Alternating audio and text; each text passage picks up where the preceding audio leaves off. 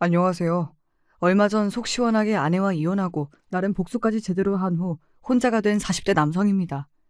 여러분, 눈 뜬 장님이라는 말 아시나요? 눈을 뜨고 있지만 제대로 된 진실을 보지 못하는 사람을 뜻하는 말인데요. 딱 제 전 아내에게 어울리는 말입니다. 진짜 저야말로 아내가 원하는 돈도 많고 성격도 좋은 사람인데 아내는 이런 저를 눈앞에서 놓치더군요. 마지막엔 아내가 하도 싹싹 빌며 사정사정을 하길래 모든 걸 다 덮고 다시 한번 살아볼까도 생각했지만 그러기엔 제가 너무 아깝더라고요. 저는 돈도 많고 집도 있고 제 회사도 있고 아직 앞날이 창창한데 뭐가 모자라다고 또 제 인생을 아내라는 검은 잿더미 속으로 넣겠어요. 그래도 생각지도 못한 이혼이라 그런지 아직은 기분이 떨떠름하네요. 지금부터 제 아내가 얼마나 어리석었는지, 제가 아내 때문에 얼마나 고생을 했는지, 제가 복수를 위해 얼마나 많은 것을 참았는지 말씀드릴 테니 여러분들도 제 아내처럼 숲을 보지 못하고 나무만 보는 어리석은 행동은 절대 하지 마시길 바랍니다. 한 부분에만 집착하기보다 전체를 봐야 제대로 된 그림이 보이는 법이니까요. 먼저 저라는 사람에 대해 소개해드릴게요. 저는 고등학교 때부터 사업을 했습니다. 유통사업을 하시던 아버지가 늘 사업하는 것을 봐와서 그런지 자연스럽게 돈이나 산업 흐름에 눈이 떠지더군요. 제가 제일 처음 도전했던 사업은 아버지께 1,000만 원을 빌려서 시작한 이동식 세차 서비스였어요. 제가 대표로 친구 2명을 고용해서 진행했었는데 고등학생 입장에선 꽤 쏠쏠한 용돈벌이가 되더군요. 아니, 용돈벌이 그 이상이었었죠. 월 300 이상의 적금이 가능할 정도였으니까요. 그렇게 제가 어릴 때부터 사업에 성공한 사람인 줄 알았습니다. 하지만 몇 년 만에 아주 큰 문제가 생겼습니다. 사업이 제대로 적자가 난 것이죠. 큰 돈을 벌고 싶어 무리하게 사업을 확장시키고 직원을 늘렸는데 다른 경쟁업체가 많이 생기면서 가격 경쟁에서도 확 밀려나 버렸어요. 결국 이미 일은 키워놨는데 감당이 안 돼서 아버지께 도움을 요청하며 사업을 접게 되었습니다. 어릴 때부터 사업에 성공해서 선생님과 친구들 모두 저를 부러워했었기에 저는 제가 이렇게 망했다는 사실을 인정할 수 없었습니다. 한때는 이 사업을 끝까지 지키지 못한 게 제 인생에서 최대의 실패라고 생각했어요. 하지만 이후 더 큰 규모의 사업을 진행하고 아내와의 일도 겪으면서 이 일은 정말 아무것도 아니었다는 걸 깨닫게 되었죠. 결국 사업은 망했지만 이 경험은 저에게 정말 큰 도움이 되었고 이후 성인이 되어 제가 원래 하고 싶었던 IT 네트워킹 서비스 사업을 시작했습니다. 확실히 온라인을 기반으로 중간에서 사람을 연결해주는 사업이다 보니 세차 사업과는 다르게 시스템만 잘 만들어두면 사람도 많이 모이고 시간 절약도 되더군요. 정말 뿌듯한 건 시간이 지나니까 제가 예상한 대로 아주 기분 좋은 소식이 들리기 시작했다는 거예요. 성과는 정말 상상 이상이었습니다. 제가 만들어둔 네트워킹 서비스를 이름만 들어도 알 법한 대기업들에서 찾기 시작하여 직원 수는 100명까지 늘게 되었죠.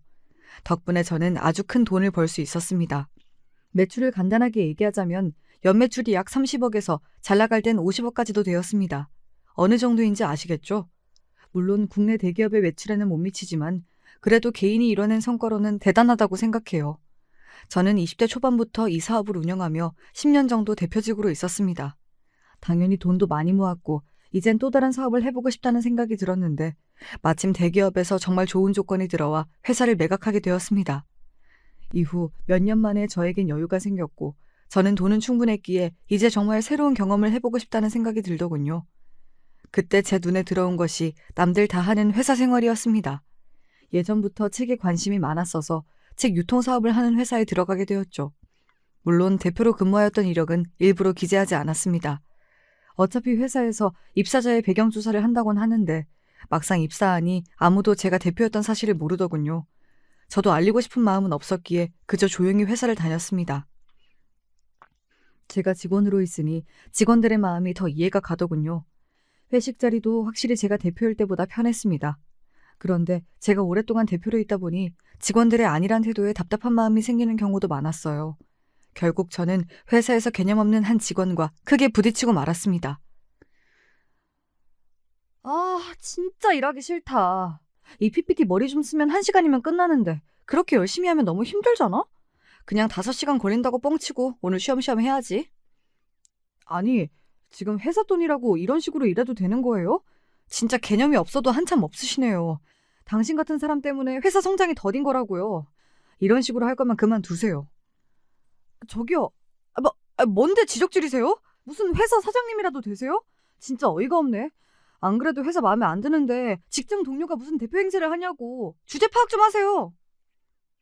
참나, 맞는 말 했더니 저에게 주제 파악이나 하라고 하더군요. 이런 개념 없는 직원을 보니 예전에 제가 운영하던 회사에서 골치 아팠던 직원들이 떠오르면서 확 짜증이 나더군요. 저 직원에게 제대로 훈수를 두려고 하던 그때 정말 예상치 못하게 이 싸움에 누군가가 끼어들었습니다. 저기, 두 분 싸우지 마세요. 희선 씨, PPT 저한테 넘겨주세요. 제가 빠르게 완성할 테니까 오늘은 좀 쉬세요.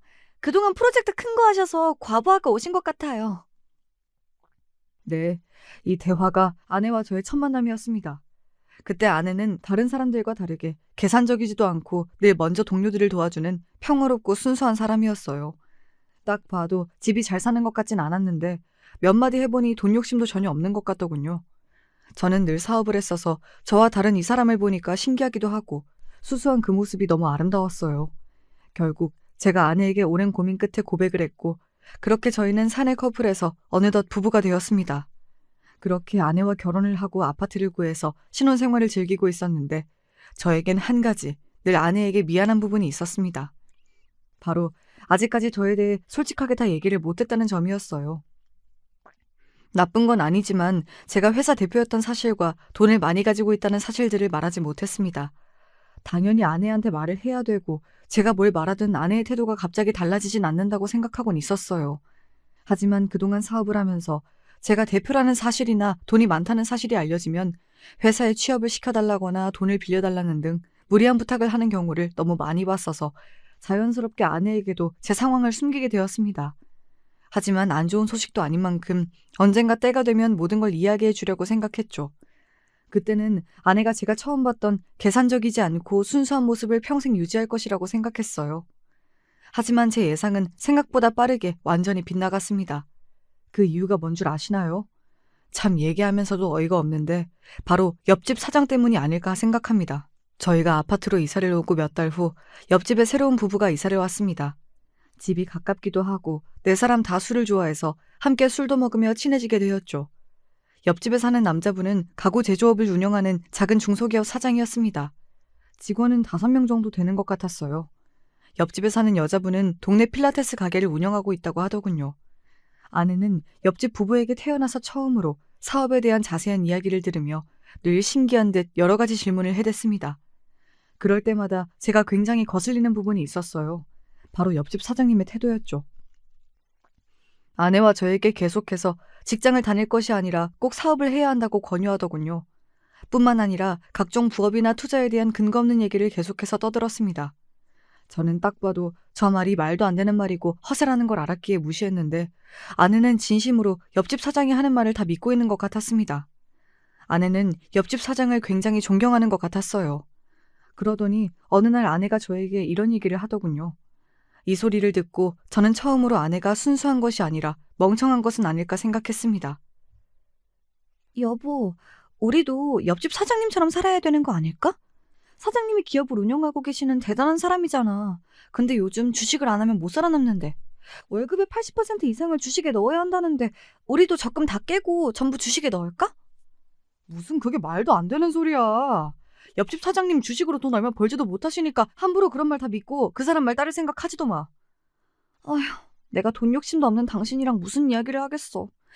자기랑 살면 늘 이렇게 우리 형편이 제자리일 것 같네. 답답해. 정말 답답해.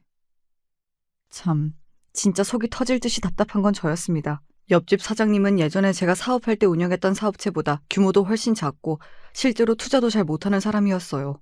근데 그 사람이 하는 이야기를 단지 기업의 대표라는 이유만으로 아내가 다 믿고 있었다니 제 입장에선 그저 놀라웠죠. 이 세상에 기업이 얼마나 많은데요. 길거리에 있는 음식점도 어떻게 보면 다 사업이잖아요. 대표라고 모두가 다 아내가 그렇게 우러러볼 만한 대표들은 아닌데. 하지만 저와 달리 늘 직장만 다녔던 아내가 세상 물정을 뭐 알겠어요. 옆집 사장이 대표라니까 아내는 모든 말을 다 따라야 된다고 생각하는 것 같았습니다. 사실 옆집 사장이 이상한 이야기를 해도 아내가 실행은 안 하겠지 해서 놔뒀었는데 어느 날 아내가 돌이킬 수 없는 사고를 쳤습니다. 여보, 큰일 났어. 내가 옆집 사장님이랑 요즘 자주 만나서 투자 이야기를 나눴는데 사장님이 곧 있으면 완전 오를 수밖에 없는 주식 종류를 나한테만 알려준다는 거야. 내가 그 말에 혹해서 사채업자에게 돈을 빌려서 주식 투자를 했는데 지금 계속 떨어지기만 하고 있어. 주식 오르면 당장 팔아서 사채 갚으려고 했는데 지금 몇 달째 모아둔 적금 깨서 이자를 갚다가 너무 힘들어서 당신한테 사실대로 이야기를 해. 여보, 미안한데 혹시 돈 있으면 나 돈 좀 빌려주면 안 될까? 자꾸 사채업자들이 연락해서 나 너무 무서워. 세상에. 주식을 한다고 사채를 쓰는 사람이 세상에 어딨나요? 이런 바보 같은 짓을 제 아내가 했을 줄은 몰랐습니다. 결국 저는 제가 가지고 있던 돈으로 사채업자들에게 돈을 갚아주었죠. 이후 아내에게 절대 옆집 사장과 둘이 만나지 말고 더 이상 이야기 듣지 말라고 신신당부했습니다. 아내도 알겠다고 하더군요. 이후로 옆집 부부와는 일부러 술자리를 가지지 않았습니다. 그런데 어느 날 옆집 부부에게서 정말 뜬금없는 소식이 들려왔습니다. 바로 옆집 부부가 이혼을 했다는 소식이었죠. 그리고 이 일은 나중에 저와 아내에게도 엄청난 타격을 가져왔죠. 사실 옆집 사장님의 부인이 마지막으로 짐을 챙겨 아파트를 떠나기 전 저희 집을 찾아왔습니다. 제가 깜짝 놀라 문을 열자 저에게 중요한 할 말이 있는 것처럼 보였어요. 하고 싶은 이야기가 있는지 물어보려고 하는데 아내가 옆으로 오자마자 말을 하다가 말더군요. 이내 아내가 떠나는 옆집 사장님 부인에게 마지막으로 주고 싶은 게 있다며 잠시 안방으로 들어가자 저에게 귓속말로 한마디를 하셨습니다. 제 남편과 아내분을 가까이 두지 마세요. 제 말 명심하셔야 할 거예요. 굉장히 뼈가 있는 싸늘한 경고처럼 들렸어요.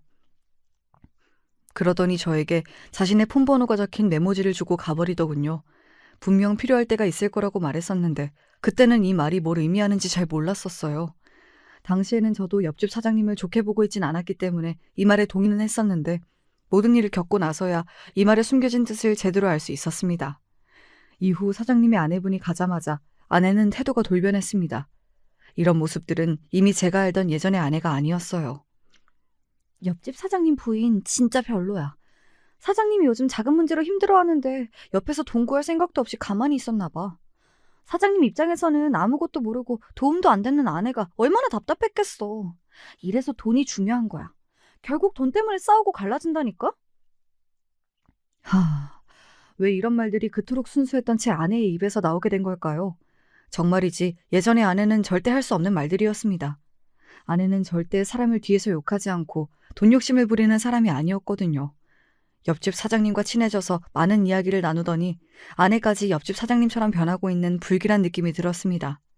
아내가 돈 때문에 순수함을 잃고 자꾸 옆집 사장이랑 어울리는 것도 싫어서 제가 정말 많은 돈을 모아뒀다고 사실대로 얘기하려다가 아내가 꺼낸 이 말을 듣고 절대 이야기를 하지 않기로 결심했습니다. 주변에 돈 많은 사람 있으면 좋겠다. 주식이나 부동산 투자하게 돈 좀 달라 할 텐데. 회사도 하나 차려달라 하고 싶고. 물론 내가 회사 운영은 안 해봤지만 요즘은 전문 경영인 쓰면 된다며? 옆집 사장이 그러는데 돈 있으면 그냥 회사 차리고 필요한 분야에 사람 다 고용하면 된대. 대표 되는 것도 완전 쉽다는데? 내 주변에 왜 돈 많은 사람이 없을까? 참 철없는 소리지요. 회사 운영이 그렇게 쉬울 리가 없지 않나요? 어느샌가부터 저에게 아내는 순수함이 아니라 그냥 사기치기 좋은 멍청한 사람이 되어가고 있었어요. 이후 아내를 제대로 공부시켜야겠다는 생각이 들어서 제가 회사 운영이나 투자에 대해 제대로 된 이야기를 해주었지만 아내는 제 말을 전혀 듣지 않았어요. 오히려 저를 완전히 무시했죠.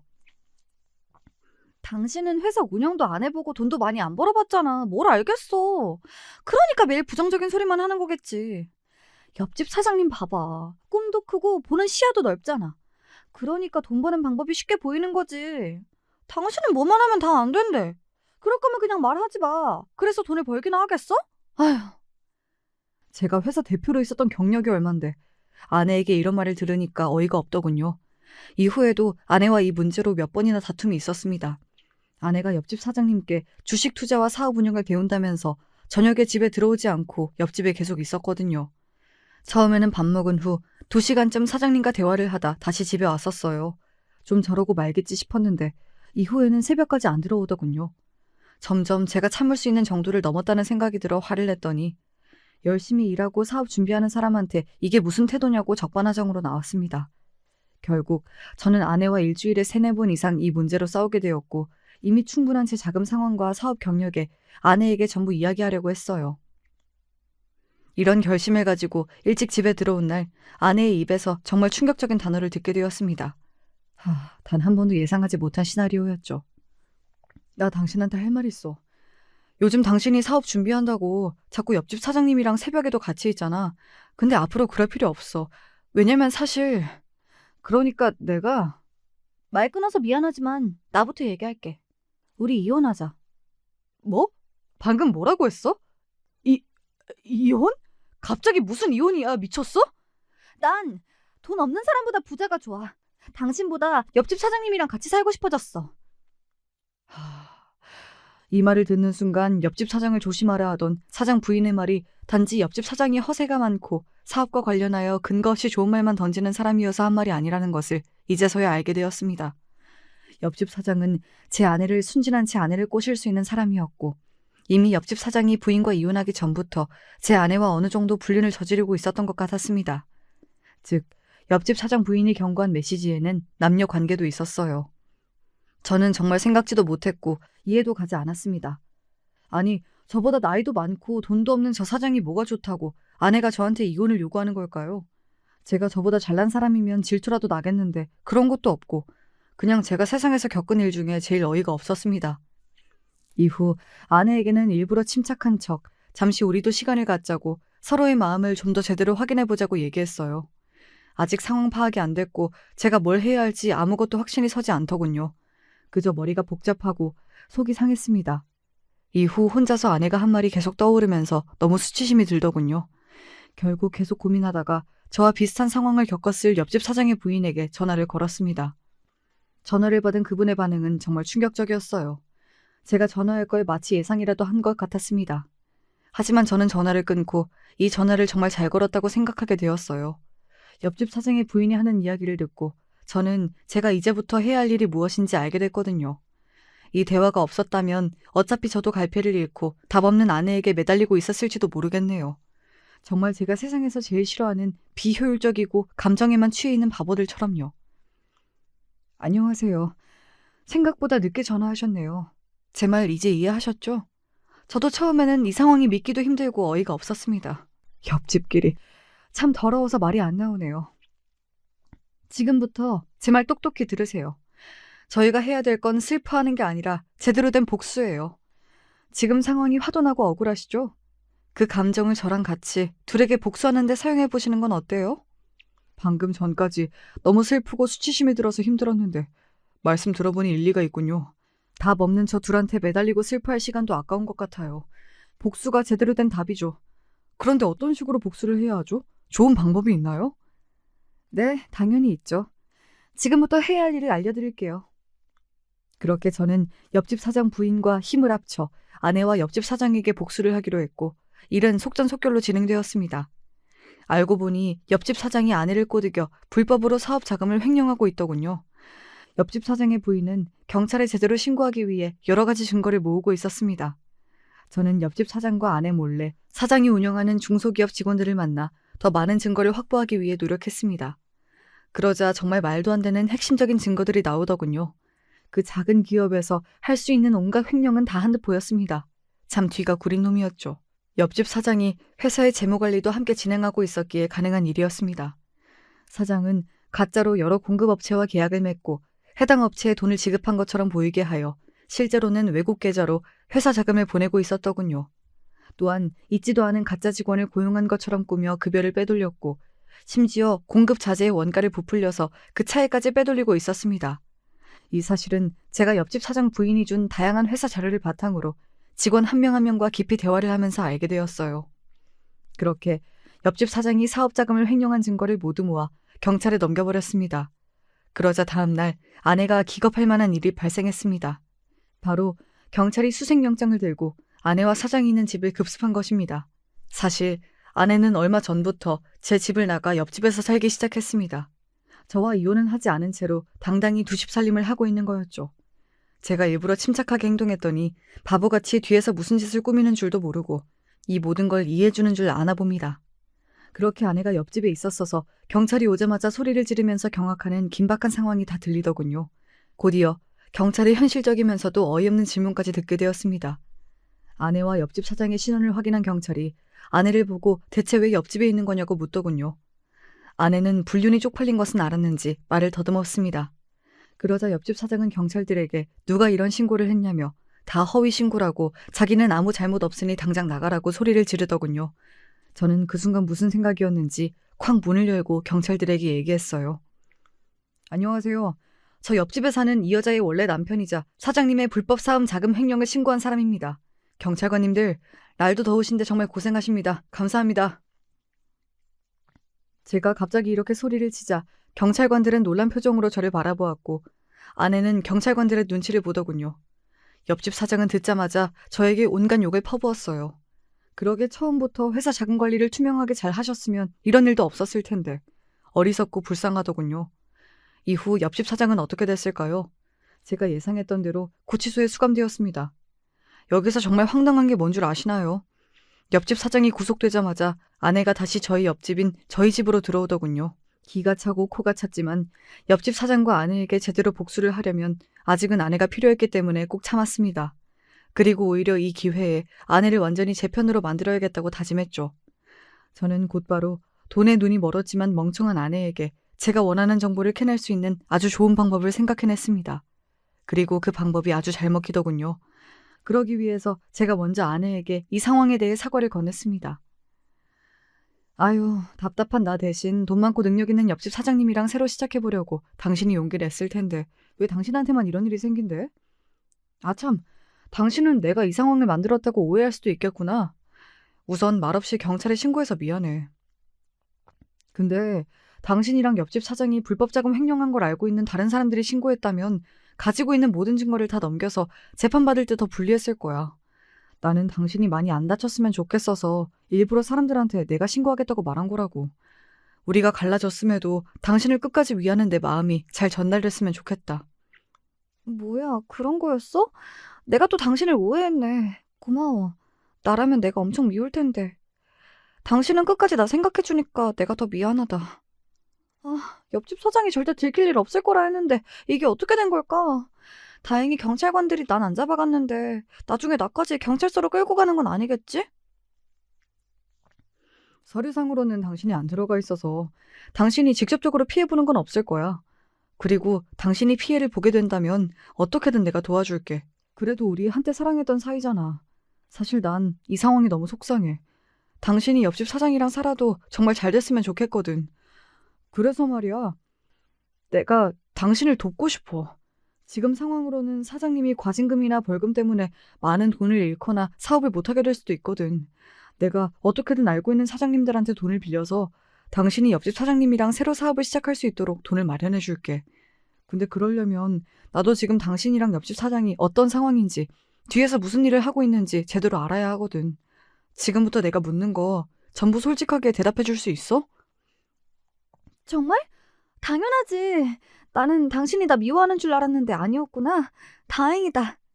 사실 당신이 돈은 없지만 너무 좋은 사람이라 내가 돈 때문에 옆집 사장님을 선택한 게 내 마음에 걸렸거든. 당신이 사업 자금만 지원해줄 수 있다면 난 뭐든 할 수 있어. 전부 물어봐. 역시 당신은 두뇌 회전이 참 빨라. 말 이해도 잘하고. 진작 사업을 했어야 되는데 내가 그런 사람이 아니어서 참 안타깝네. 먼저 옆집 사장이 불법 자금을 숨긴 해외 계좌랑 비밀번호를 다 나한테 알려줘야 하고 불법 장부가 있다면 그것도 날 보여줬으면 좋겠어. 이걸 다 알아야 내가 얼마나 필요한지 또 경찰이 닥쳤을 때 어떻게 해결할지도 얘기해줄 수 있거든. 옆집 사장은 내 말 안 믿을 것 같아서 나한테 이런 거 알려준다고 미리 얘기 안 했으면 좋겠다. 내 말 알아듣지? 그럼 일주일 내로 전부 정리해서 줄게. 정말 고마워. 돈 많이 벌면 당신도 줄게. 제 아내 참 순진한 건지 멍청한 건지 그렇게 저에게 모든 걸 순순히 알려주더군요. 이 사실을 알게 되면 옆집 사장이 얼마나 화가 날까요? 드라마에서만 보던 제대로 된 복수를 할 생각에 저는 아주 속이 시원했습니다. 그렇게 10일 후 사장은 풀려났습니다. 하지만 거액의 벌금도 물어야 했고 사업도 당장 이어갈 수 있는 상황이 안 되었죠. 미친 듯이 저를 원망하더군요. 저는 이때 옆집 사장의 전 부인에게 양해를 구하고 제가 부인이 복수하고자 하는 것을 막기 위해 대신 증거를 숨겨서 신고한 것이라고 아내에게 얘기한 것과 똑같이 옆집 사장에게 얘기했습니다. 처음엔 안 믿더니 이후 전 부인과 대화를 하고 나서야 제 말을 믿더군요. 사장의 전 부인과 미리 말을 맞춰놔서 들키지 않을 수가 있었습니다.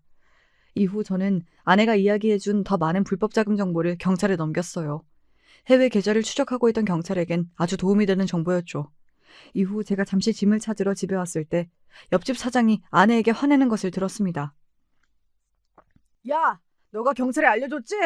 내 해외 계좌 그거 경찰이 다 알고 있잖아. 아무도 추적 못할 텐데 이게 어떻게 된 거냐고. 너 말고 정보 알고 있는 사람도 없단 말이야. 멍청한 년. 너 만나고 나서부터 되는 일이 없어. 와, 멀리서 들어도 겁에 질릴 정도로 욕설을 섞어가며 소리를 지르더군요. 옆집 사장의 본 모습인 것 같았습니다.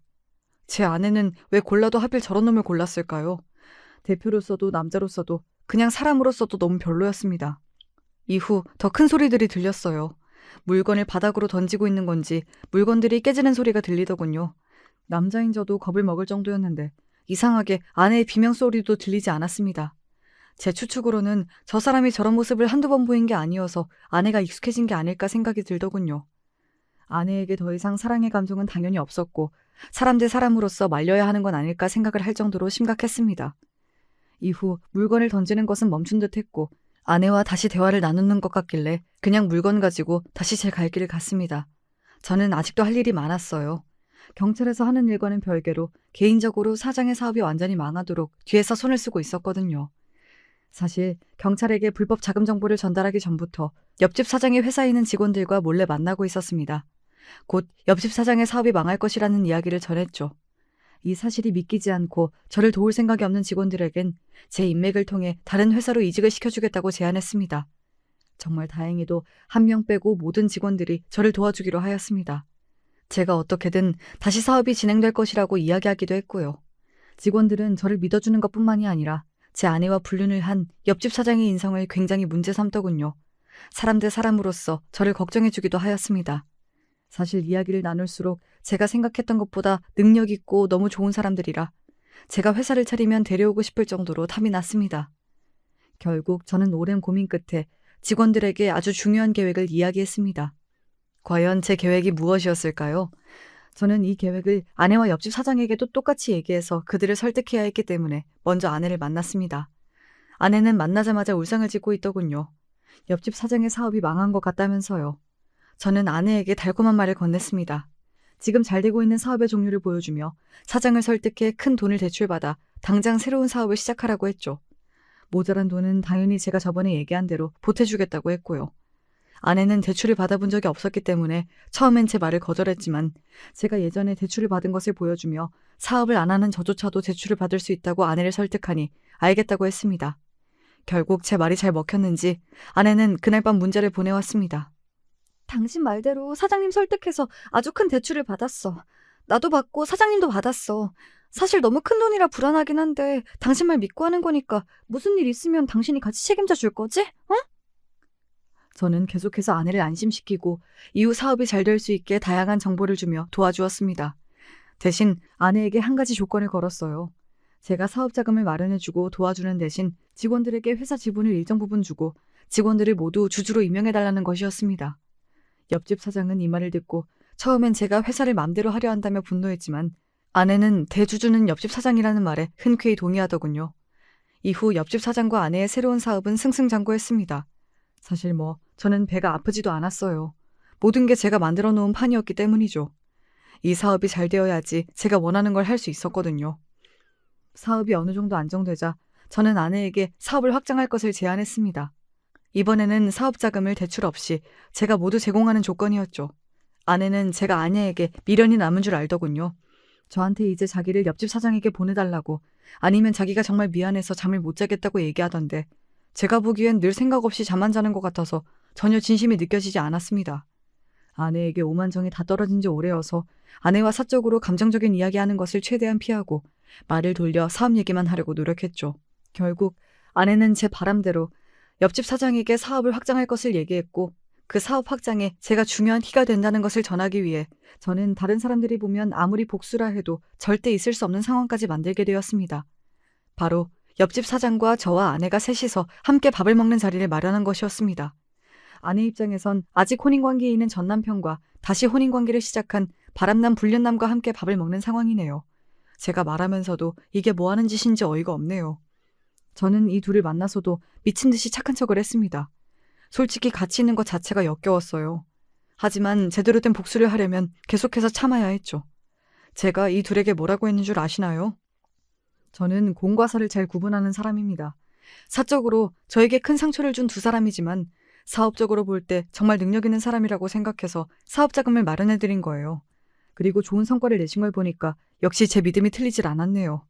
그리고 저는 이제는 둘의 진정한 사랑을 응원하고 있습니다. 이런 말도 안 되는 소리까지 해댔습니다. 저 이 정도면 배우해도 될 것 같지 않나요? 어떻게 속마음과 다른 소리를 이렇게까지 잘할 수 있는지 제가 생각해도 놀라웠어요. 제가 이렇게 말하니 옆집 사장은 저를 미친놈처럼 바라보더군요. 하지만 저를 철석같이 믿는 아내가 제 말이 진심이라고 계속해서 얘기하자 의심의 눈초리를 거두는 듯 보였습니다. 결국 저는 아내에 이어 옆집 사장에게도 같은 배를 탔다는 느낌을 제대로 심어주었죠. 제가 이런 행동을 괜히 한 건 아니었어요. 바로 며칠 후에 있을 제대로 복수할 상황을 위해서였습니다. 그리고 드디어 제가 기다리고 기다리던 그날이 되었습니다. 사실 며칠 전 아내와 옆집 사장과 밥을 먹을 때 더 큰 사업 확장을 제안하면서 제가 사업 확장을 위한 인프라와 돈을 제공하는 조건으로 앞으로 회사의 주주로서 지분을 가지고 싶다고 이야기했었습니다. 물론 이 말은 다 뻥이었어요. 제가 원하는 걸 얻기 위해서 그럴듯하게 말해본 것이었죠. 그리고 오늘은 옆집 사장이 일이 있어서 아내와 저 둘만 만나서 사업 확장을 위한 계약서를 작성하는 날이었습니다. 아내는 저를 만나자마자 기쁜 표정으로 연신 고맙다고 얘기하며 계약서를 정말 대충 읽어보더군요. 그러더니 제 예상보다 훨씬 빨리 도장을 찍었습니다. 참 허무했어요. 이 계약서에 도장을 찍게 만들기 위해서 제가 얼마나 역겨운 일들을 견뎌왔는데 아내는 그걸 아는지 모르는지 너무 쉽게 자기가 한 번에 무너질 이 서류에 도장을 찍어버리더군요. 참, 여러분, 이 서류가 어떤 건지 아시나요? 겉으로는 사업 확장을 위한 계약서처럼 보이지만 사실은 아내와 옆집 사장을 한 번에 무너뜨릴 수 있는 어마어마한 계약서입니다. 이 계약서에는 치밀한 함정이 있었어요. 바로 아내와 옆집 사장이 사업의 소유권과 지분의 80%를 저에게 완전히 넘기는 내용이 포함되어 있었습니다. 아내는 제가 사업을 잘 모른다고 믿고 아무 의심을 안 했을 거예요. 다음날 옆집 사장도 계약서에 함께 사인을 하기로 했었는데 그래도 한 회사의 사장이니까 계약서와 관련해선 굉장히 깐깐할 것이라고 생각했어요. 하지만 옆집 사장도 제 아내와 다를 바가 없더군요. 계약서를 읽어보지도 않고 사인을 해버렸습니다. 저는 이제서야 제 복수의 끝이 보인다는 생각에 짜릿하더군요. 옆집 사장과 아내 둘 다 가장 기쁘고 기대하던 순간에 모든 게 무너져 내리는 절망적인 기분을 꼭 느껴봤으면 좋겠다고 생각했습니다. 이후 저는 더 바쁘게 움직이기 시작했어요. 계약서에 도장과 사인을 받은 후 저는 사업체와 그에 속한 자산들을 즉시 제 명의로 이전하기 시작했습니다. 이후 이미 제 편이었던 회사의 주주들에게 대주주와 대표이사의 변경이 있을 것 같다고 주주총회를 연다고 이야기했죠. 이 소식은 당연히 옆집 사장에게도 전해졌겠죠? 그날 저녁 옆집 사장과 아내가 제 집 문을 미친 듯이 두드리더군요. 저에게 갑자기 직원들이 딴소리를 한다고 대주주가 바뀌는 문제가 생길 것 같다며 난리를 쳤습니다. 제가 과연 문을 열어줬을까요? 아니요. 정확히 말하면 문을 열어줄 수 없었습니다. 저는 다른 아파트로 이미 이사를 갔거든요. 그 집은 당시 집이 필요했던 제 친구에게 사용하라고 월세를 줬죠. 근데 그 친구가 워낙 몸집이 크고 멀리서 보면 꼭 건달 같은 이미지라 옆집 사장이 보자마자 완전히 쫄았다고 합니다.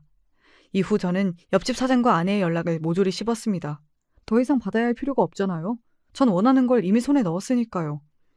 그리고 며칠 후 드디어 제가 그토록 기대하던 주주총회 날이 되었습니다. 이날 그토록 기다렸던 제대로 된 복수를 할 기회였죠. 물론 주주라고 해봤자 7명 정도 있었지만 어쨌든 믿었던 도끼에 발등이 찍히고 모든 직원과 돈이 날아가는 기분은 제대로 느끼게 해줄 수 있지 않나 싶네요. 주주총회에 도착하자 아내와 옆집 사장은 얼굴이 사색이 된 채 긴장해 있더군요.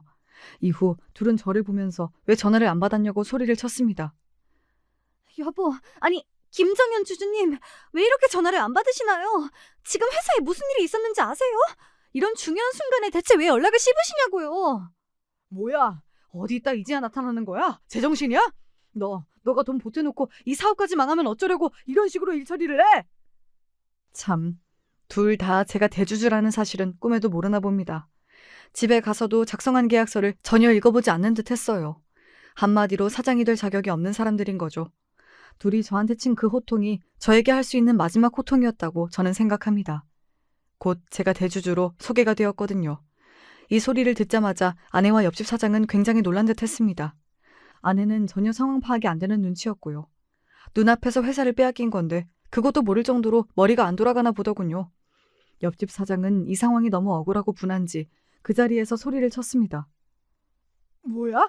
왜 당신이 대주주가 된 거야? 그럴 리가 없잖아. 이게 어떻게 된 거냐고? 아직도 상황 파악이 안 돼? 당신이랑 내 전 아내가 이미 이 서류에 사인했잖아. 여기 적혀 있는 거 보여? 사업의 소유권과 지분의 80%를 나에게 넘긴다. 대신 사업 자금을 받는다. 그리고 직원들도 이미 다 동의했고. 그리고 혹시나 몰라서 하는 말인데 사업 자금은 한 달 안에 갚는다. 이 조항 잊지 말고. 여보, 그런 내용은 없었잖아. 당신이 이 서류는 사업 확장을 위한 계약서라고 했었잖아. 이런 바보같이 멍청한 여편네야. 너가 다 읽어봤다고 사인하라 해서 나도 사인한 거잖아.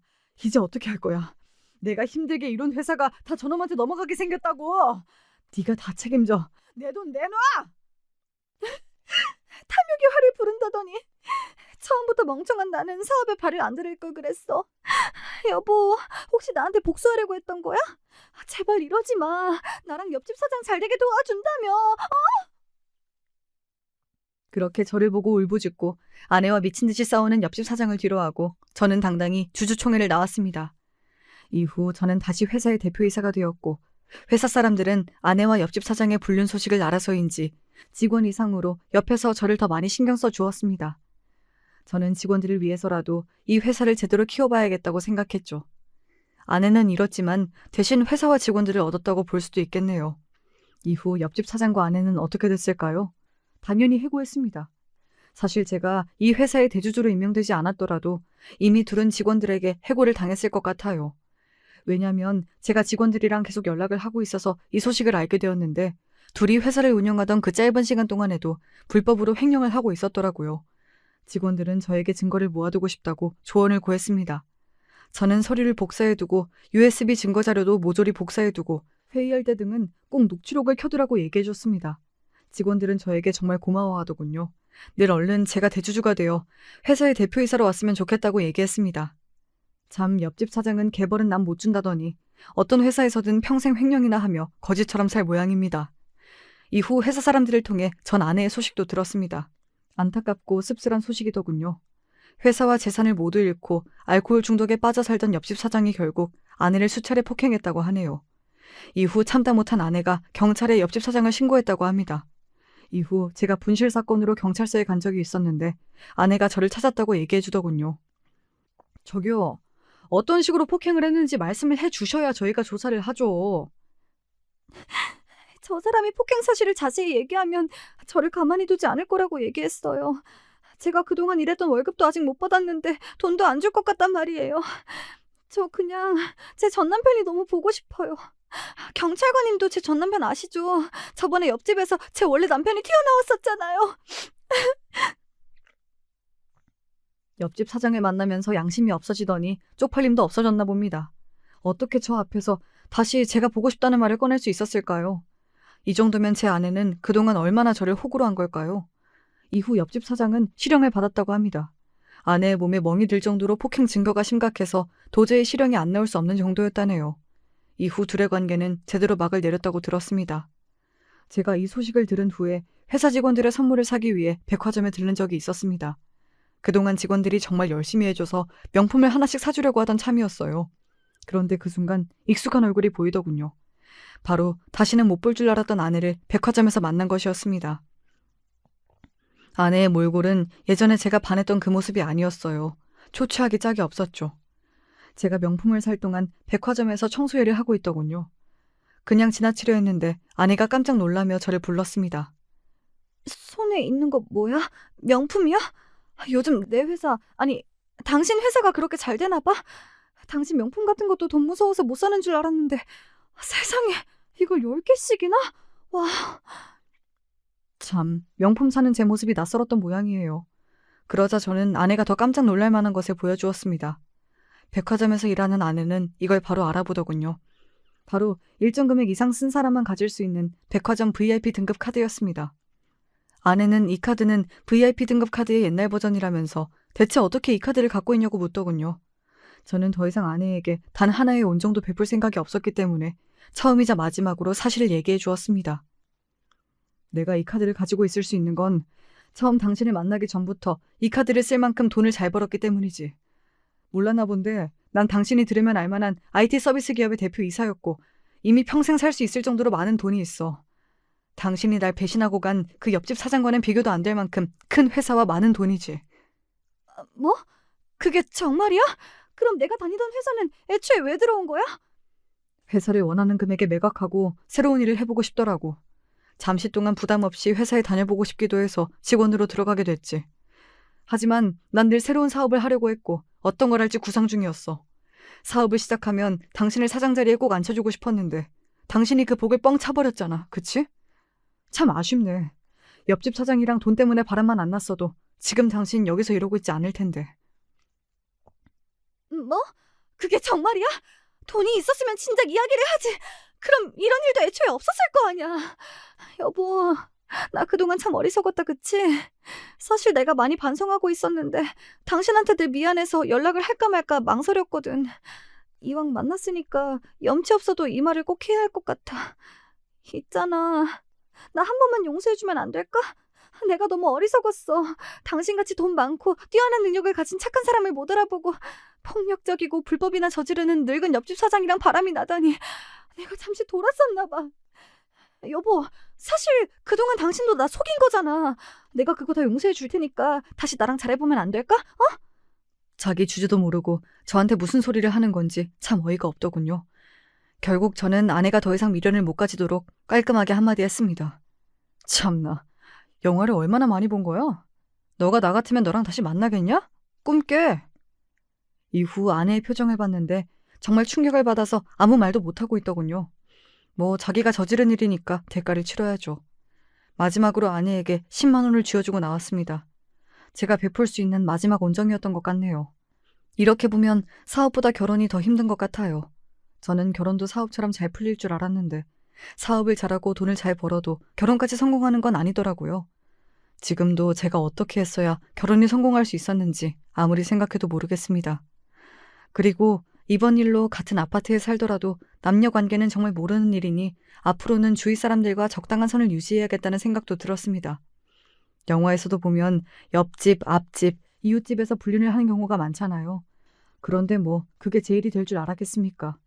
정말 어쩌다가 옆집 잘못 만나서 별의별 생고생을 다 했네요. 근데 또 생각해보면 모든 게 다 옆집 탓은 아닌 것 같아요.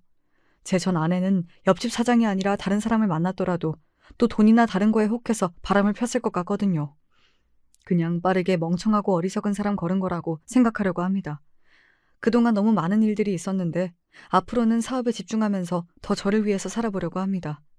이야기 들어주셔서 감사해요. 그럼 여러분도 좋은 하루 되세요.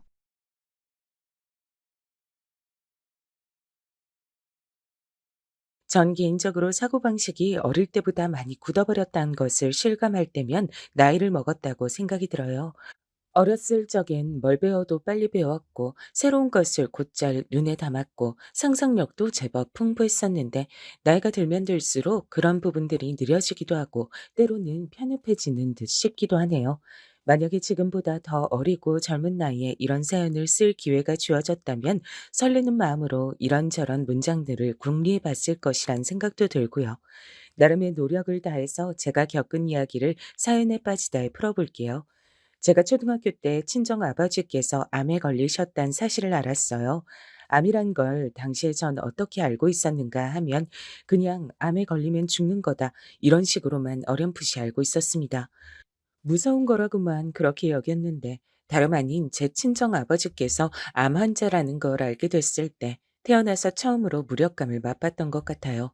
머릿속엔 온통 그럼 어떡하지 이런 생각밖에 안 들었고 무섭단 기분만 들어차 있었습니다. 늘 듬직하고 든든하던 친정아버지께서 약한 모습을 보이시며 고개를 떨구셨을 때 제 심장도 같이 바닥으로 떨어졌어요. 친정 부모님의 대화를 몰래 엿듣고 있던 저에게 한 줄기 희망의 빛을 내려준 것은 친정 엄마셨습니다. 굳건한 태도로 아버지를 다독이며 격려하시는 그 모습에 전 암이라는 무서운 것 안에서 자그마한 희망을 찾을 수 있었죠. 그 희망이란 것을 꼭 붙은 채로 지냈어요. 아버지께선 괴롭고 고통스러운 치료를 받으시기 위해 병원을 오래 들락날락 하셨죠. 제가 할 수 있는 것이 고작 마음을 담은 편지를 쓰는 것밖에 없다는 점이 어린 저를 무력하게 만들었습니다. 그게 우울이란 것조차 알지 못한 채로 우울했습니다. 대체로 저는 집에서 혼자였어요. 만들어진 반찬을 찾아다가 밥을 알아서 챙겨 먹었죠. 알아서 학교를 가고 친구들을 사귀고 놀고 숙제라고 씻고 잘 준비를 했습니다. 밤에 혼자 잠이 들 때면 무서웠어요. 어린 마음에 아무도 없고 조용하기만 한 깊은 밤중의 집은 귀신의 집처럼 느껴졌었거든요. 그래서 소원을 담은 종이학을 접고 또 접다가 지독한 수마가 덮쳐와서 스르르 잠에 드는 것을 택하곤 했습니다. 그럼에도 친정 아버지께서 아직 꿋꿋하게 버티고 계신다는 것, 친정 엄마께서 절 기특하다 칭찬해 주시는 것, 그런 것에 충족감을 느끼면서 이런 생활이 아주 오래 지속돼도 좋으니까 두 분 다 떠나지 않고 저의 곁에 계셔 주시기만을 바랬습니다. 제가 천마리의 종이학을 접었던 덕분이었던지 그래서 그 소원이 이루어졌던 것인지 모르겠으나 아무튼 친정 아버지께선 저희 초등학교 졸업식에 참석을 하셨어요. 멀쩡히 당신의 두 발로 서서 환하게 웃으시며 제법 평탄한 일상으로 돌아오신 채 말입니다. 지난 3년간 울고 웃으면서 정말 힘들고 정신없는 나날이었는데 지금 이렇게 멀쩡하게 우리 은정이 초등학교 졸업식도 보고 직접 꽃다발도 안겨주면서 기념사진도 남기고 있단 게 정말 꿈만 같다, 은정아. 졸업 축하한다. 중학교 가선 우리 딸 더 열심히 하기야. 다른 친구들은 엄마만 온 집들이 많은데 전 엄마도 있고 아버지도 있으니까 오늘 제가 진짜로 주인공이 된 것 같아요. 너무 좋아요. 중학교 가면 최고로 공부 열심히 할 거예요. 정말이야. 우리 딸은 누굴 닮아서 이렇게 영특하고 착한 건지 몰라. 은정아, 이제 난 여한이 없을 정도다. 행복해 하시던 친정 아버지의 그 말씀을 못 뱉도록 제가 막았어야 했나 봐요. 여한이 없단 소리 못 하시도록 제가 막았어야 했어요. 제가 설렘 가득한 중학교 생활을 시작한 지 불과 몇 달 지나지 않아서 다시 상태가 나빠졌단 병원 측의 청천벽력과도 같은 소견을 듣게 됐습니다. 아버지께선 크게 절망하셨고 엄마께선 꼿꼿하게 괜찮아, 이겨낼 수 있어 이런 말씀만 반복해서 하셨어요. 전 아버지께서 다시금 그 고통스러운 병원 생활을 하시게 된 것이 슬펐습니다. 하지만 돌아가실 거라고 생각하진 않았어요. 이미 제가 초등학교 때 병원 생활을 오래 들락날락 하시는 걸 봤기 때문에 어느 정도 안일한 마음을 갖고 있었던 거예요. 그러나 제가 1학년 생활을 마치기도 전에 친정 아버지께선 결국 이제는 힘들다는 의료진의 이야기를 듣게 되셨습니다. 아니야. 이대로 끝낼 순 없어. 이대로 당신 보낼 순 없어. 마지막까지 뭐라도 해봐야 돼. 당신 절대 포기하지 마. 친정엄마께선 마지막 지푸라기라도 잡는 심정으로 서울에 가보겠다고 하셨습니다. 우리나라에서 5손가락 안에 드는 대형 병원이 목적지였죠. 저도 가겠다고 졸라댔습니다. 엄마, 저도 같이 가게 해주세요. 저도 따라갈래요. 은정아, 너 무슨 소리를 하는 거야? 넌 학교 다녀야지. 어딜 따라와? 말도 안 되는 소리 하지 마. 엄마야말로 지금 말도 안 되는 소리 하고 계신 거예요. 지금 아버지 상태 안 좋다면서요. 그것도 아주 많이 안 좋다면서요. 전 그것도 모르고 이번에도 무사히 퇴원하실 거라고만 생각하면서 여태까지 아무 생각도 없이 지내고 있었어요. 바보같이 지난 몇 달을 날려버렸다고요. 그런데 만약 이번이 아버지 마지막이면 어떡해요? 학교는 앞으로 갈 나날이 많이 남았지만 아버지 볼 나날은 그만큼 많이 안 남아 있잖아요. 얘가 정말 언제 이렇게 다 커서 말을 이렇게 잘하는 거람. 이렇듯 크는 걸 나는 다 지켜봐 주지 못한 것 같은데 그럼에도 언제 이렇게까지 의젓해져서는. 친정엄마께선 기어이 제 앞에서 흐느껴 우셨습니다. 그간 굳건하게 버티곤 계셨지만 그 속은 진작에 문드러져 있었음을 저도 그제서야 깨닫고 엄마께 힘이 되어 드리지 못해온 것에 죄송한 마음으로 함께 부둥켜 안고 울었어요. 동이 트기 전 새벽에 출발해서 아침 무렵에 서울의 대형 병원에 도착을 했죠. 권위자라고 알려진 의사가 아버지의 의료 기록을 손에 들고 다가왔습니다. 그리고 아버지의 손을 꼭 잡은 채로 곁을 지키고 있는 저는 내버려둔 채 엄마께만 조심스러운 눈짓을 보내더군요.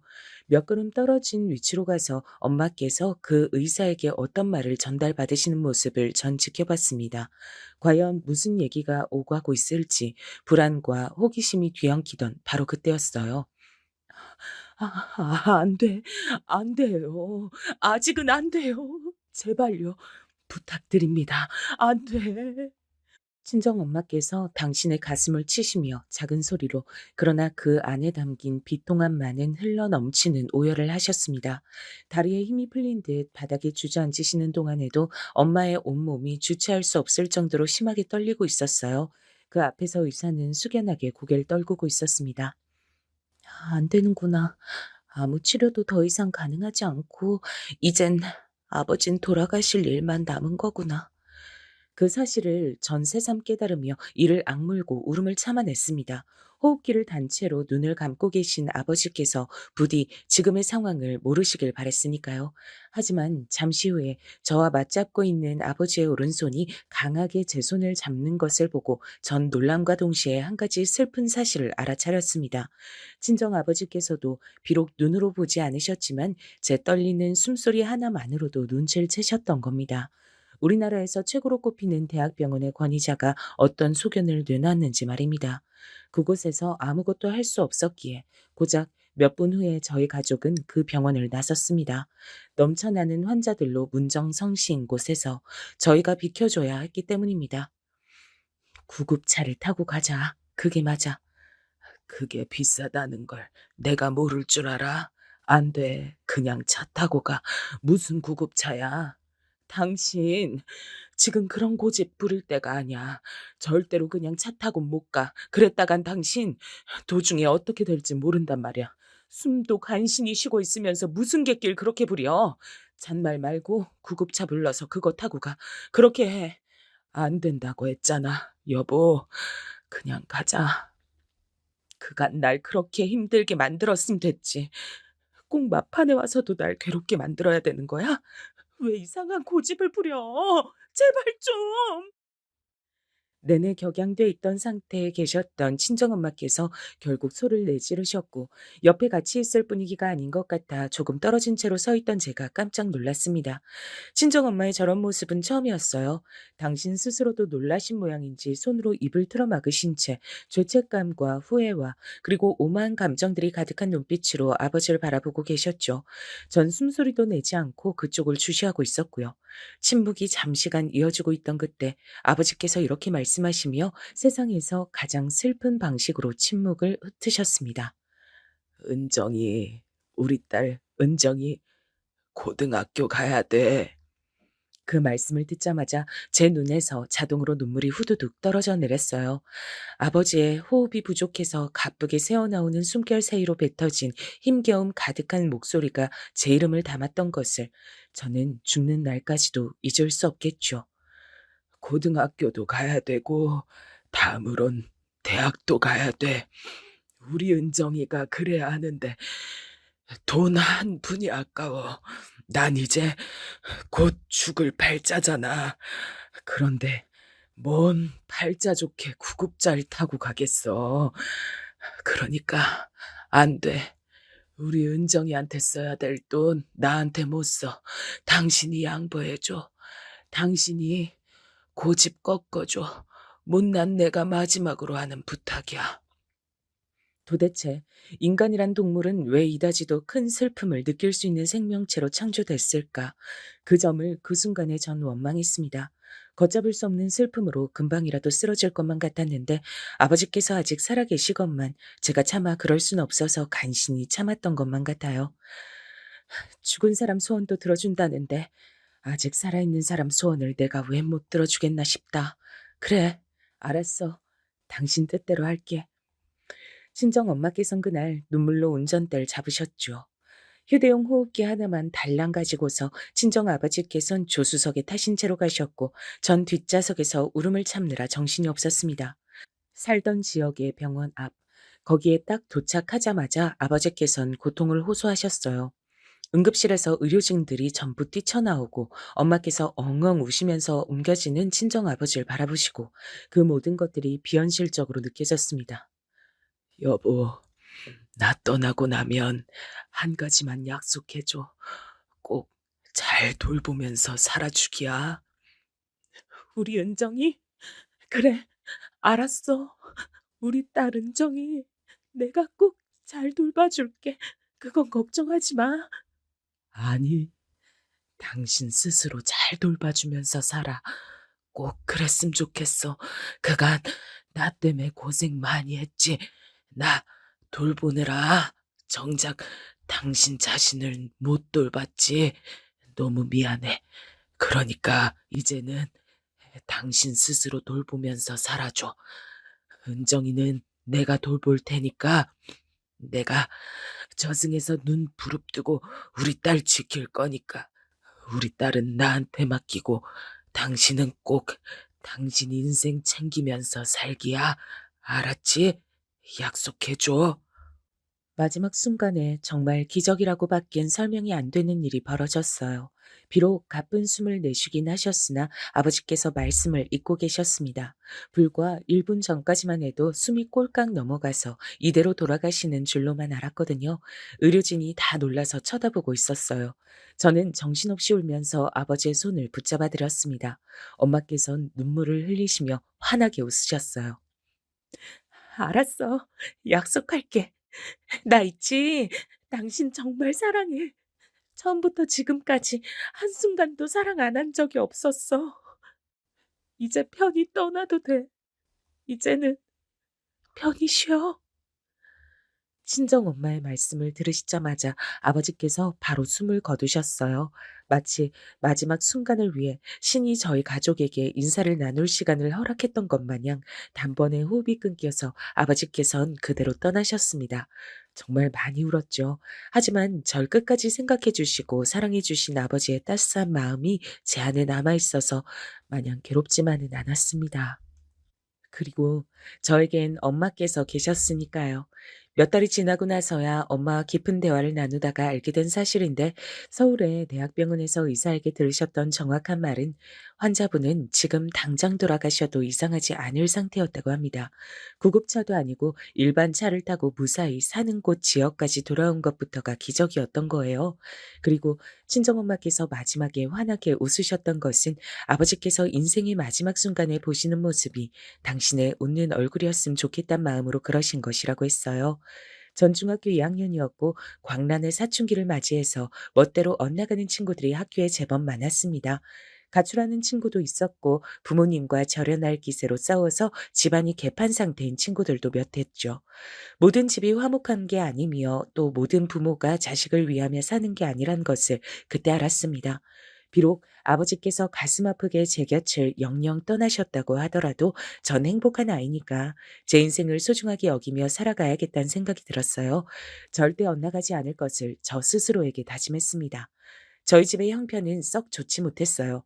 정확히 사정이 어떤 정도인지 저희 엄마께서 저에게 알려주지 않으셨고 저도 대놓고 여쭤볼 엄두가 안 나서 몰랐다가 고등학교에 올라가면서 알게 됐습니다. 그 시점에 빚이 약 3천만 원 정도가 있었어요.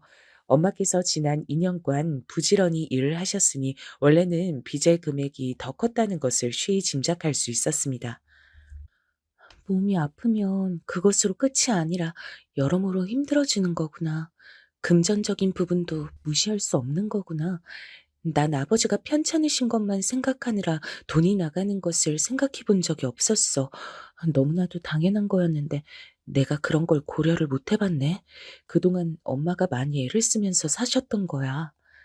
제가 너무 그간 생각하는 게 짧았던 것 같아서 엄마께 죄송스러웠습니다.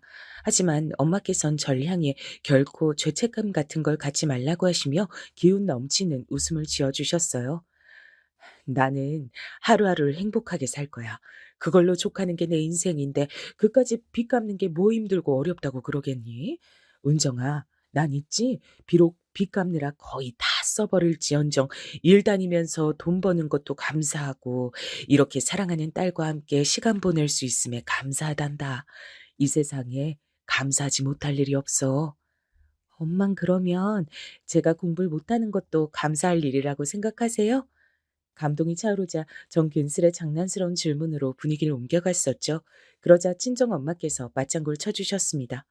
어이쿠, 글쎄, 그건 감사하기엔 애매하다고 해둘까? 우리 딸, 건강하기만 해라. 공부 잘하는 건 바라지도 않아. 그런 건 애저녁에 포기했어. 아, 엄마, 포기하신 건 너무하잖아요. 장난스레 티격태격했지만 제가 공부를 썩 못하는 건 진짜였습니다. 제가 간신히 꽤 이름 있는 인문계 고등학교에 진학을 하긴 했는데 공부머리가 부족했어요. 제 스스로의 깜냥을 알았다고나 할까요? 서울의 명문대에 떡하니 들어갈 수만 있다면 얼마나 좋을까 이런 생각을 하며 아쉬워졌습니다. 엄마, 저는 좀 이상한 것 같아요. 집에 힘든 일을 겪거나 뭐 그런 경우엔 죽기 살기로 공부해서 명문대 들어가고, 그래서 인생 꽃 피우고 집안 일으켜 세우고, 대체로 그러는 거 아니에요? 그런 사람들 많잖아요. 근데 전 왜 안 될까요? 세상 돌아가는 것에 제가 발을 못 맞추나 봐요. 은정아, 그런 사람들이 얼마나 되겠어. 원래 알려지는 얘기들은 전부 다 승자의 시점에서 쓰여지는 얘기들 뿐이야. 1%나 될까? 혹은 크게 잡아봤자 10% 정도가 유난을 떠는 거야. 나머지 80%는 평범함이라는 단어 아래 몸을 아늑하게 숨기면서 살아가. 정말이에요? 근데 10%에서 80%를 더하면 90%잖아요. 그럼 10%가 또 남는데요? 엄마가 계산 잘못하셨나 보다.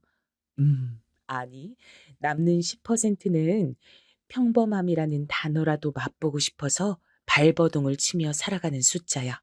평범한 것조차 힘들고 때론 허락되지도 않는 그런 삶도 있는 법이거든. 평범함을 그렇게 원한다고요? 엄마, 그런 삶은 되게 불행하겠죠? 하지만 그 삶을 불행하다 어쩌다 이렇게 말하기는 어렵지. 삶은 어쨌든 직접 살아봐야 그 의미가 밝혀지는 거니까 남이 절대로 평가할 수도 없는 영역이야. 저는 그날 엄마와 대화를 나누면서 많이 놀랐던 것 같아요. 들려주시는 이야기들이 전부 단순한 것 같으면서도 세상의 본질을 어느 정도 담고 있는 듯한 그런 깊이가 느껴졌거든요. 엄마, 이제야 제가 이유를 알 것 같아요. 아버지가 엄마하고 결혼한 이유요. 엄마가 이렇게 생각을 엄청 깊게 하시는 분인 줄 처음 알았어요. 만약에 엄마가 대학을 나왔다고 한다면 혹시 철학과 전공이냐고 사람들이 물어봤을 거예요. 어머, 우리 딸이 그 사실을 이제 알았단 말이야? 내가 괜찮은 여자니까 네 아버지가 사람 보는 눈이 있어서 나하고 결혼한 거야. 맞아요. 아버지는 잘생긴 얼굴 때문에 인기도 많았을 텐데 엄마하고 결혼하신 걸 보면 그게 맞는 것 같아요. 그러면 난 얼굴이 별로란 거야? 참나, 은정이 너도 얼굴이 나 안 닮고 네 아버지 닮아서 이쁘다 이거지? 근데 낳아준 건 내가 했으니까 내 덕도 있는 줄 알아. 엄마, 근데 저는요, 아버지한테서 닮고 싶은 게 얼굴 말고 또 하나 있어요. 그게 뭔 줄 아세요? 사람 보는 눈이에요. 정말로 저를 위하고 제 인생의 끝까지 절 붙잡아주는 그런 사람을 만나고 싶어요. 아버지가 엄마를 만났듯이요. 저도 그럴 수 있겠죠? 그럼 당연하지. 부전여전이라고 하잖아. 넌 네 아버지를 많이 닮았으니까 이 다음에 좋은 사람 만나서 결혼할 거야. 제가 좋은 대학에 못 가도 그게 가능할까요? 나는 뭐 대학 나왔다니? 좋은 사람 만나는 게 대학 간판으로 좌지우지 되진 않아. 그러니까 우리 딸 공부 좀 못한다고 의기소침해할 필요 없어.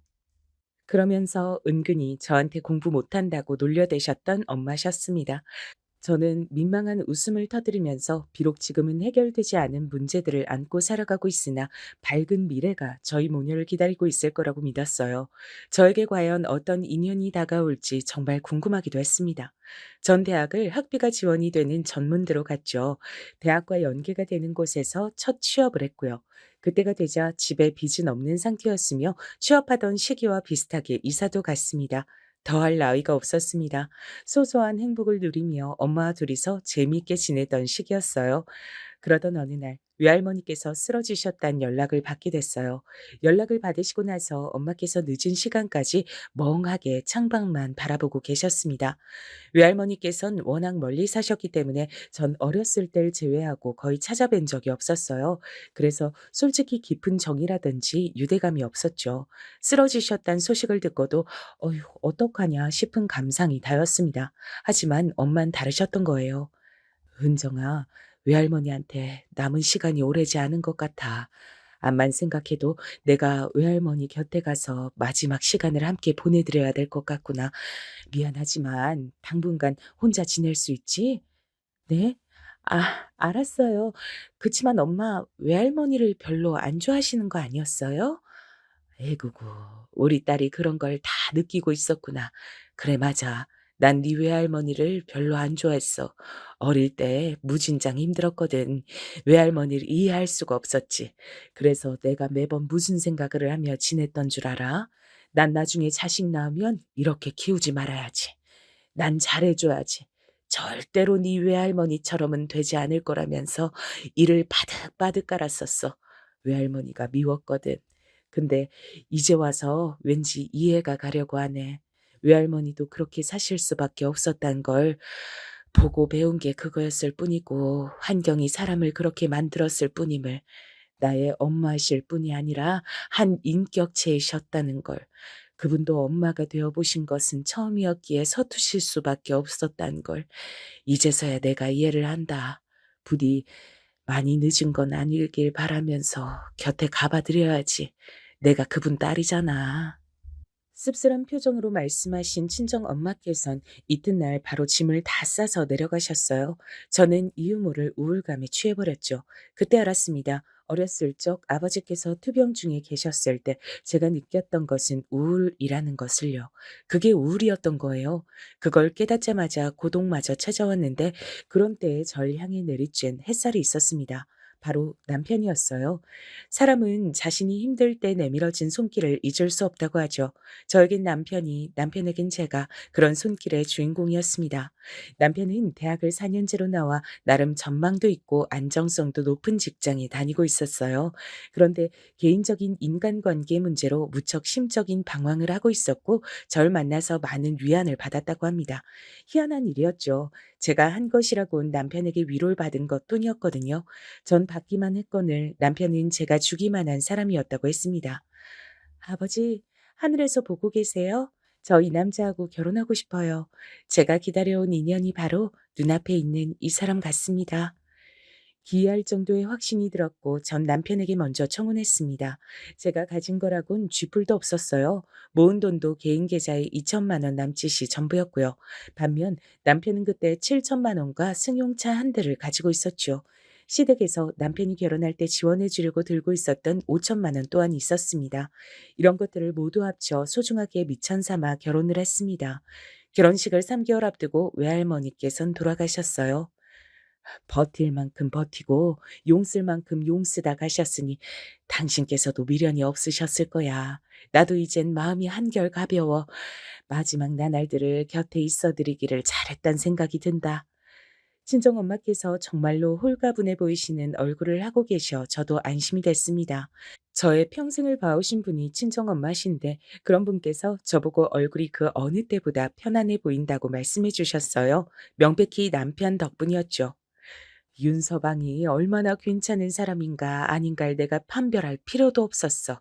은정이 너라면 사람을 옳게 골랐을 거란 것을 바로 그 점을 내가 믿었으니까. 우리 딸 행복하게 살아야 된다. 이렇게 다 커서 시집을 가게 되다니 하늘에서 네 아버지가 깜짝 놀라시겠다. 언제 이렇게 어여쁜 숙녀가 다 됐냐고 하면서 놀라 자빠지실 테지. 엄마, 저 행복하게 잘 살게요. 자신 있어서 하는 결혼이에요. 지켜봐 주세요. 지난 날들이 머릿속을 모두 스쳐갔습니다.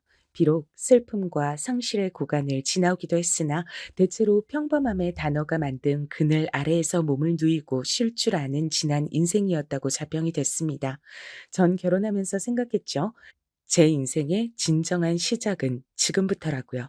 저를 며느리로 맞이하시는 시어머니께서 눈물을 몇 번이고 글썽이셨어요. 우리 경준이 내가 정말 온 마음 다해서 키운 자식이야. 자식 키우는 부모 마음이 안 그런 경우가 어디 있겠냐마는 그래도 내가 유별나도록 힘든 정성을 다해서 키운 자식이라고 말을 하고 싶어.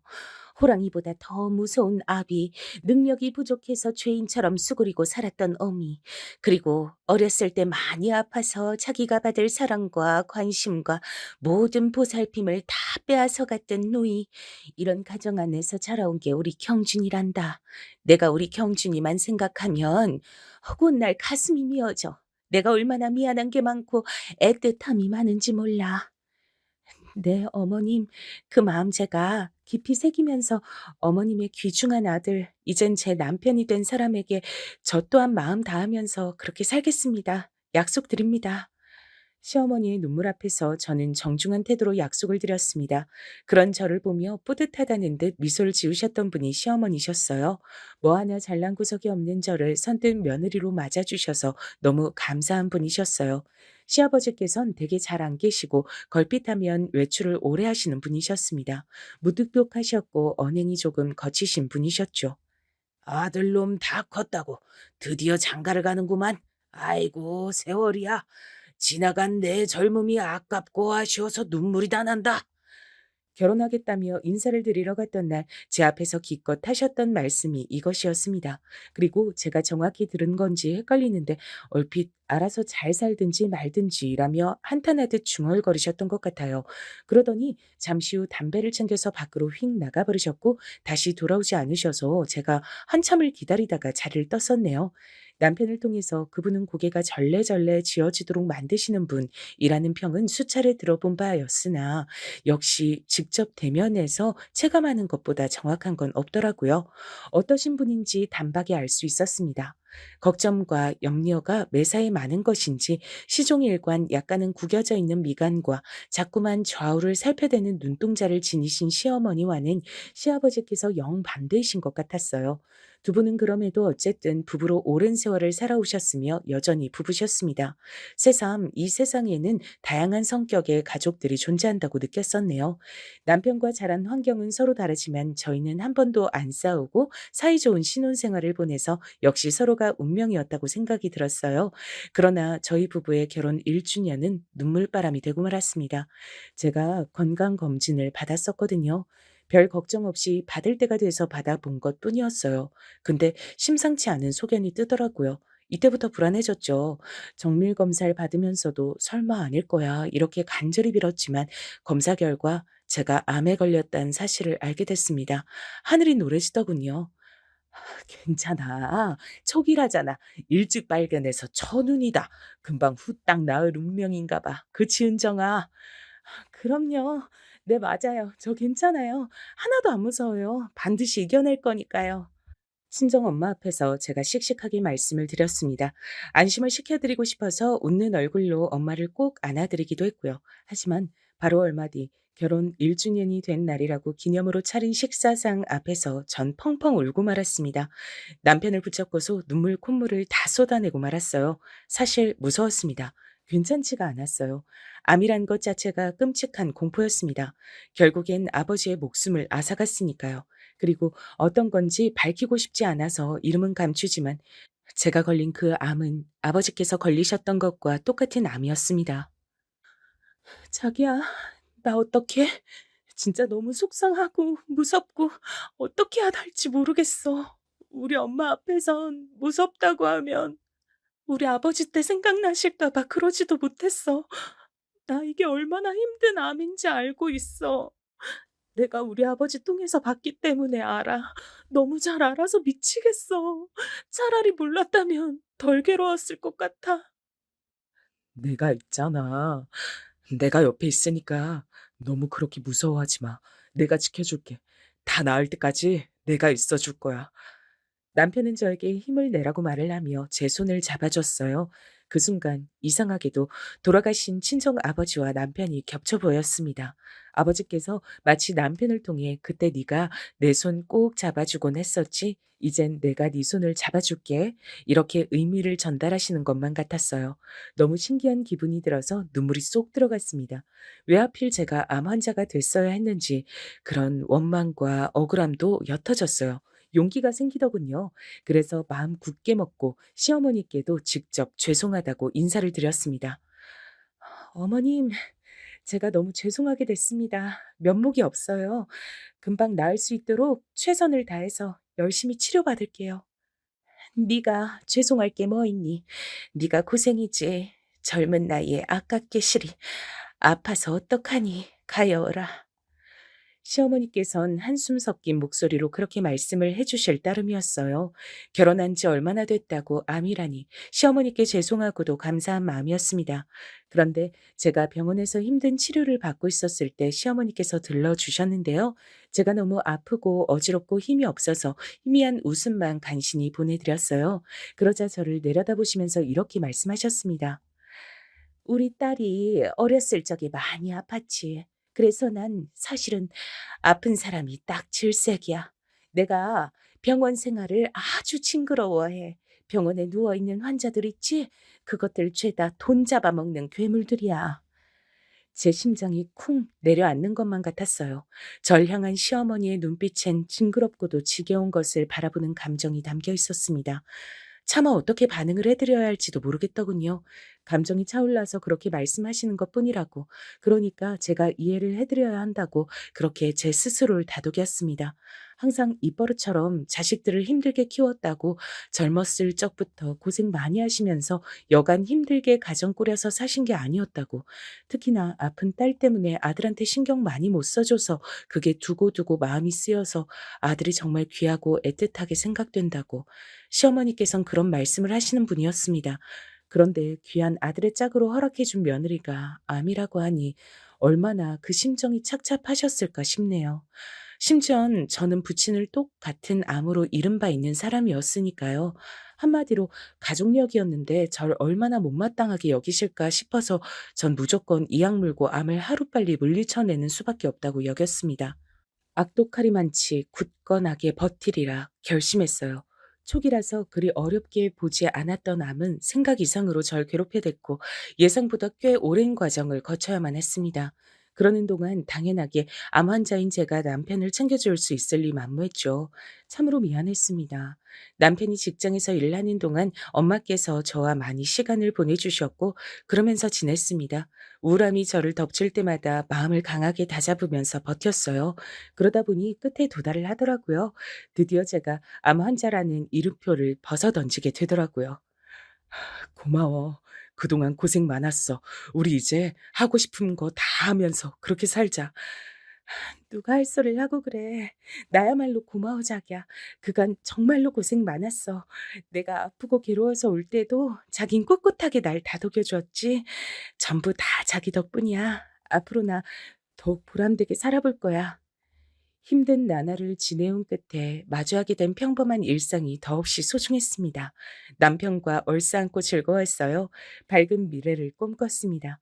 1년, 2년, 그렇게 시간이 가는 동안 저희 부부가 임신 소식을 애타게 기다렸지만 쉽게 생명이 찾아오진 않더라고요.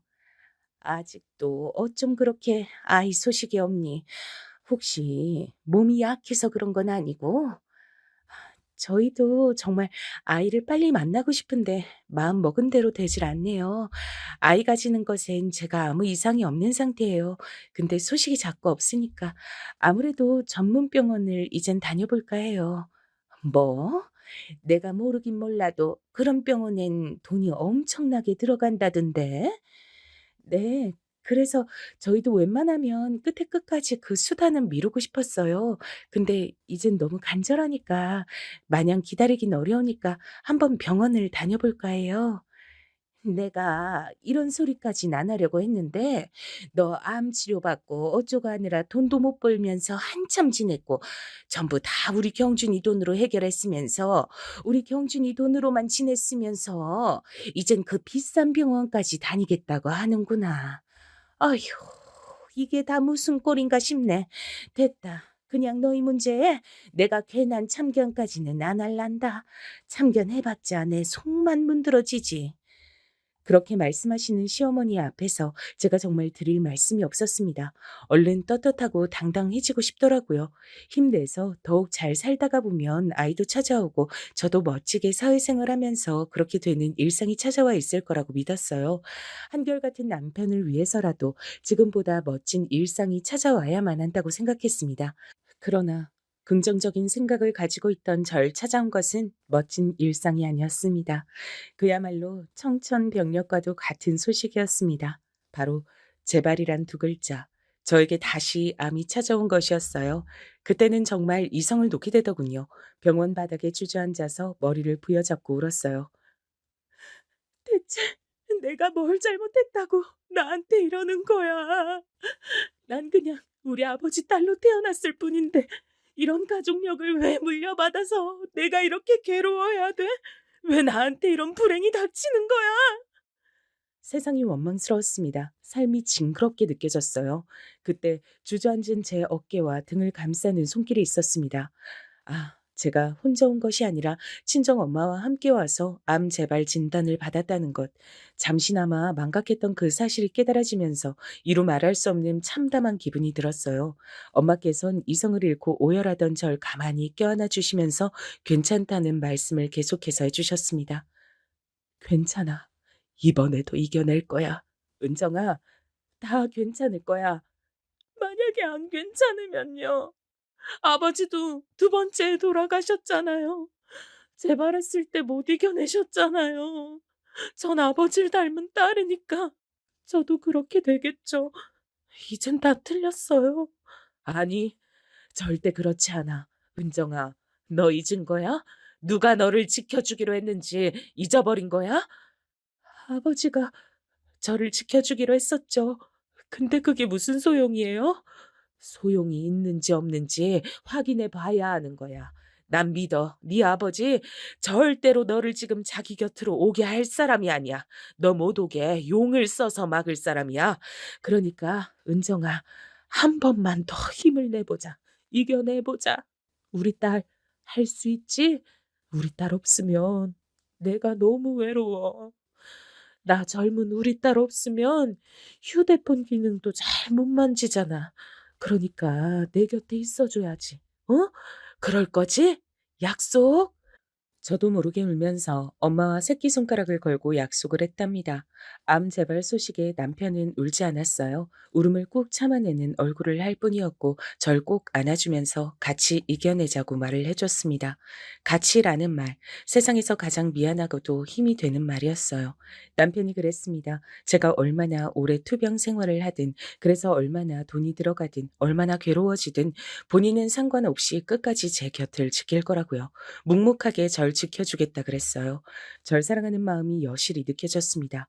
당신의 곁을 지키고 계셨던 친정 엄마를 향해 아버지께서 당시에 어떤 기분을 느끼고 계셨을지 제가 그걸 알겠더라고요. 아버지, 하지만 전 아버지와 다른 결말을 맞이하고 싶어요. 오래오래 살아서 제 남편과 머리가 하얗게 될 때까지 함께하고 싶어요. 제가 그럴 수 있도록 도와주실 거죠? 힘들게 각오를 다졌습니다. 그리고 재발된 암은 무섭게 절 공격해 왔습니다. 고통의 나날이었어요. 이성의 끈이 몇 번이고 끊어졌습니다. 전 알고 있었죠. 사람이 아프면 아프기만 한 것뿐만 아니라 돈이 많이 든다는 것을요. 남편은 저에게 돈 얘기를 못 꺼내게 했습니다. 그런 거 생각하지 말고 치료에만 전념하라고 했죠. 거칠어진 남편의 얼굴을 바라보며 말도 못하게 미안했습니다. 죄책감은 어쩔 수가 없더라고요. 그런 괴로움 속에 잠겨있던 저에게 시어머니께서 찾아오셨습니다. 병실에 들어서셨을 때부터 표정이 안 좋으셔서 제가 감히 차마 죽은 듯이 누워있질 못하겠더라고요. 억지로라도 몸을 일으켜야 할 것 같았습니다. 그런데 성큼성큼 다가오신 시어머니께서 저의 수고를 덜어주셨어요. 암 환자인 제 멱살을 잡으셨거든요. 병원복을 앞으로 쭉 당겨 잡으시더니 제가 신음하는 것에도 눈 하나 깜짝 안 하시고 소리를 크게 지르셨습니다. 잘났다. 잘났어. 암 걸린 게 자랑이야. 아주 벼슬이야. 어머님, 왜 이러세요? 이거 놔주세요. 제가 지금 어지러워요. 어지러워? 그래봤자 까맣게 타들어간 내 속만 알까. 내 머리가 더 어지러워. 이거사. 너 왜 이렇게 끈질겨? 왜 이렇게 버텨? 우리 경준이 등골을 왜 이렇게 지독하게 빼먹느냐 이 말이야. 이 악독한 것. 내가 지금 어디서 오는 길인 줄 아니? 너희들 집에 들렀다 오는 길이야. 근데 우리 경준이 카드값 나왔다고 명세서가 왔더라. 금액 보고 내가 기절하는 줄 알았다. 우리 경준이가 왜 자기 전 재산 다 거들내가면서 너 때문에 그렇게 살아야 돼? 죄송합니다. 정말 죄송합니다. 어머님, 제가 드릴 말씀이 없습니다. 드릴 말씀 없으면 그냥 이제 좀 얌전히 뒤지면 안 되겠니? 조용히 떠나면 안 되겠어? 이게 벌써 너 때문에 머리 아픈 지가 몇 년째야. 걸핏하면 암에 걸려 자빠져. 애는 못 가져. 돈도 못 벌어와. 넌 대체 사람 신경 갉아먹고 돈을 축내는 거 말고 할 줄 아는 게 뭐니? 어? 내가 평생을 힘들게 아등바등 누구보다 열심히 살아왔는데 그러면서 내가 자식들을 어떻게 키워냈는데 고작 너 같은 것한테 우리 경준이 시달리게 하려고 그렇게 힘들게 산 줄 알아? 시어머니께선 거의 비명을 지르고 계셨습니다. 전 참담함에 빠진 채 눈물을 흘리고 있었어요. 그리고 바로 그때 친정 엄마의 차가운 목소리가 들려왔습니다. 사부인, 말씀에 상당한 오류가 있으시네요. 떳떳하게 살아오신 것처럼 잘도 그러시네요. 하도 어이가 없어서 제가 얼른 달려가서 사부인 안다는 한 분을 모셔왔네요. 주제 파악 좀 하셨으면 해서요. 어, 언제 와 계셨어요? 아무도 없는 줄 알았는데. 근데 저라는 사람이라니요? 갑자기 그게 웬 말씀이세요? 사부인 보면서 아는 사람이 맞는지 아닌지 헷갈린다고 하는 환자분을 제가 여기 병원에서 만났거든요. 벌써 지난달 일이죠. 저한테 와서 사부인에 대해 물어보며 확인을 하시기에 제가 그쪽이 아신다는 분이 아닙니다 했습니다. 왜냐고요? 그 환자분이 사부인을 감방 동기로 기억한다고 했으니까요. 태어나서 그렇게 놀라본 건 처음이었던 것 같아요. 이게 대체 무슨 일인가 싶어서 전 울던 것도 잊어버리고 놀라서 시어머니를 쳐다봤습니다. 저보다 2배로 놀라신 것 같았어요. 손을 바들바들 떨면서 비틀거리시더라고요. 사기에다가 절도에다가 사부인한테 피해를 입은 사람 중 하나는 처지를 비관하며 목숨을 끊기도 했다죠. 그렇게 사시느라 감방 생활도 하셨던 분이 뭐가 그리 떳떳하고 목에 핏대 세우면서 제 딸에게 소를 치세요. 그 그게 아닙니다. 아니에요. 깜빵이라니 그런 적 없어요. 시어머니께선 떨면서 부인하셨지만 소용없었어요. 친정엄마의 눈짓을 받고 병실로 들어서신 어떤 환자분을 보시자마자 시어머니께서 털썩 주저앉으셨거든요. 나 기억하죠.